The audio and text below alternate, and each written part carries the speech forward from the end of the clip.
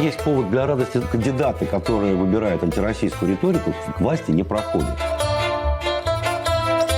Российские федеральные каналы ликуют. В США, Молдове и Болгарии выбрали дружественных России президентов. С приходом администрации Трампа в Кремле ожидают разрядки напряженности в отношениях наших стран. Сразу в двух европейских странах на президентских выборах победили кандидаты, симпатизирующие России.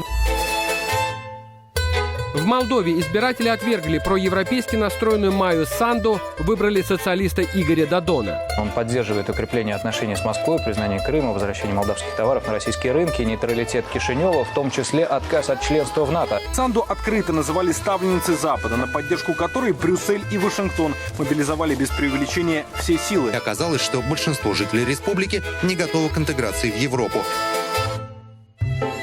Теми же словами приветствуют на российском телевидении результаты болгарских выборов. Там президентом избрали генерал-майора Румена Радева.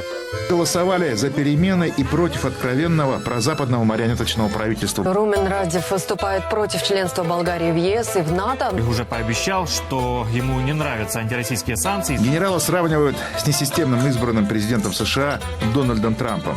Болгары радуются. Новые президенты Болгарии, Молдовы и США, подчеркивают федеральные СМИ, это большое поражение для Евросоюза. Зачем Молдове, зачем Болгарии Европейский Союз? Незачем. Подманили их евроинтеграцией, сказали, ну давайте.